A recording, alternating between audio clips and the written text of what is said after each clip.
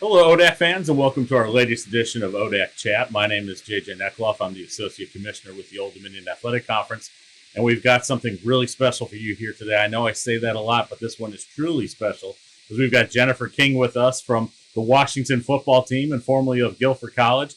Jennifer, how are you today? I'm doing well. Doing well. Thanks for having me.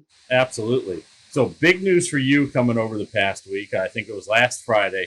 You were named the assistant running back coach for the Washington football team, and you became the first female full time coach in African American full time coach in NFL history. Talk to us a little about your initial feelings about that and some of the reaction you received. It's been exciting. It's kind of a culmination of a lot of hard work. It's not something that kind of just popped up and here. It took a lot of time to get to this point in my career. Obviously, I'm very excited to be able to stay with the team and to stay with the running backs. We built a great relationship and really excited for our next season. Talk a little bit about the process now that goes in for you. What does go into being an NFL head coach entail for you? What do you expect to be kind of your job responsibilities, if you will, with the Washington football team?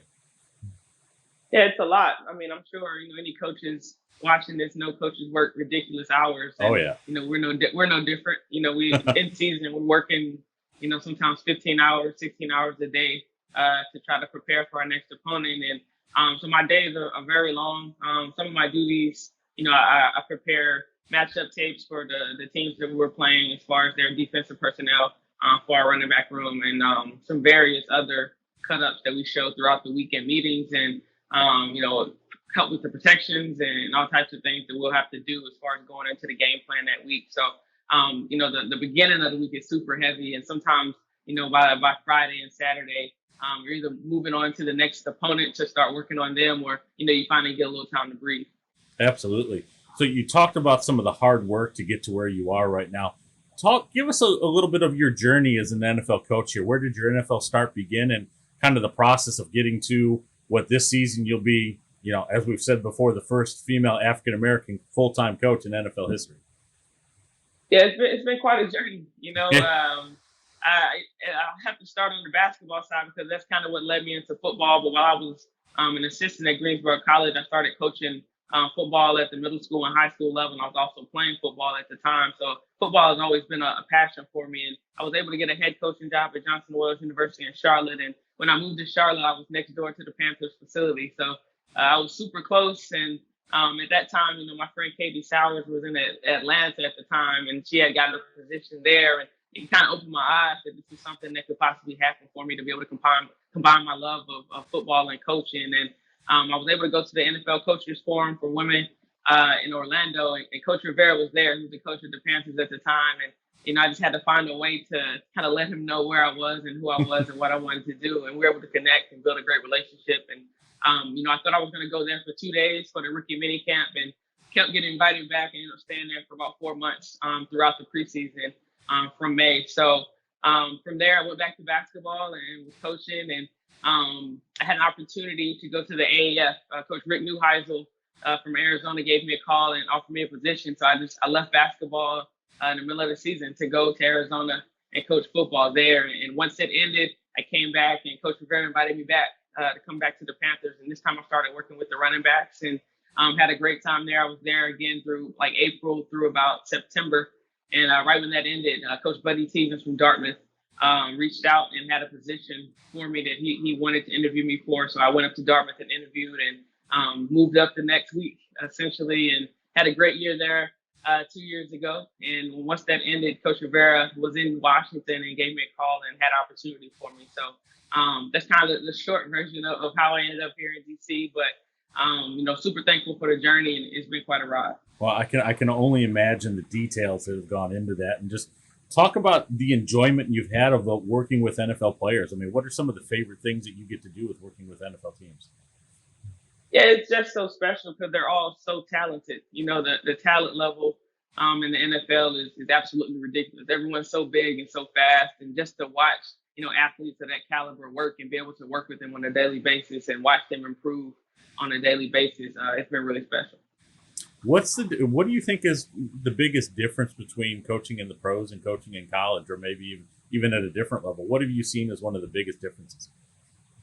Yeah, I mean, this is their livelihood. I know you're coaching grown men now, and it's so important just to be detail oriented and have such a high standards, because the standard of winning and losing in the NFL, and it's so small. Small things win games or lose games, and we're very attention to detailed, and the standard of each and every player on the team has to be high. And I think that's something really cool that Coach Rivera has brought to DC. Is just the whole culture of our organization just has a really high standard. And I think the guys have bought into it. Well, Jennifer, before we get into some more details, let me take a quick word from Virginia Farm Bureau Insurance.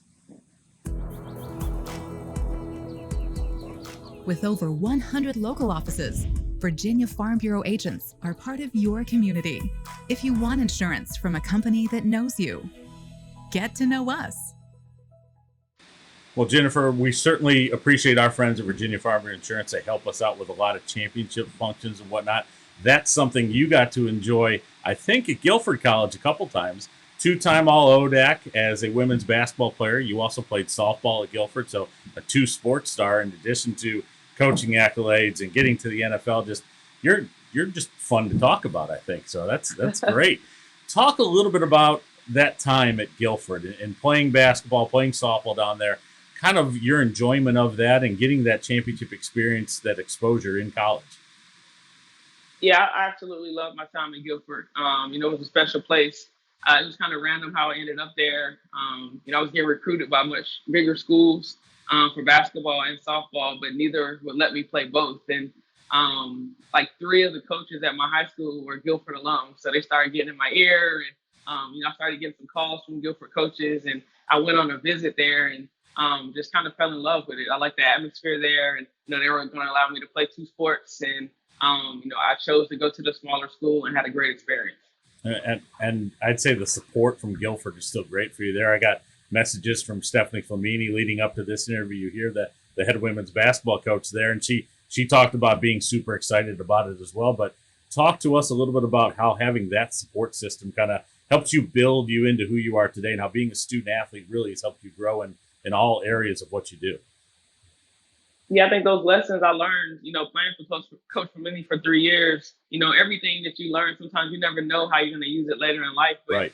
She was such a great coach and leader for our team. And, I learned a lot from other coaches there as well, the football coaches, the soccer coaches. Everyone was just great. And that's what I liked about the community atmosphere of Guilford, because you got to know, other coaches, not just the ones that you played for. Now, touch a little bit on post Guilford here. You started to touch on a little bit earlier with your collegiate coaching experience that you coached a little bit at Greensboro and coached at Johnson and Wales. But just give us kind of the rundown of that college basketball coaching experience for you, which includes, I think, a national title, right? Yeah. I was at Greensboro for about 9 years, I think, as an assistant coach under Jason Tuggle and then Randy Tuggle. And they taught me so much. And I actually knew those guys from when I was a kid. I played for Randy when I was like 13, and I knew Jason when I was about 10 or 12. So to be able to work with those guys was amazing. And, they taught me so much about winning and how to build relationships with players and how those two things kind of go together as far as building that atmosphere around and having success. And, we had a lot of success there at Greensboro. I was able to get a head coaching job at Johnson and Wales University in Charlotte. And, we kind of turned things around within a couple of seasons and was able to win a national championship there. Well, outstanding for that, and great for you. And it led into that coaching forum that you had where you first met Ron Rivera to really kick off everything going with NFL and then the Alliance of American Football, and outstanding progression here for you. But I would be remiss if I didn't end here and ask you, be like, who is the Washington football team picking with its first pick in the draft? What do we think is coming up, right? I'm kidding. I don't expect you to answer that at all. I expect you to report back on that when we're done, though, as far as when the draft is over. But, Jennifer, I want to thank you very much for joining me today, and best of luck to you this season with Washington coming up and then wherever you end up in future seasons as you progress through your career. Thank you. Thanks for having me, guys. I really appreciate it. Go Guilford. Absolutely, yeah. ODAC fans, stay tuned to our next edition of ODAC Chat.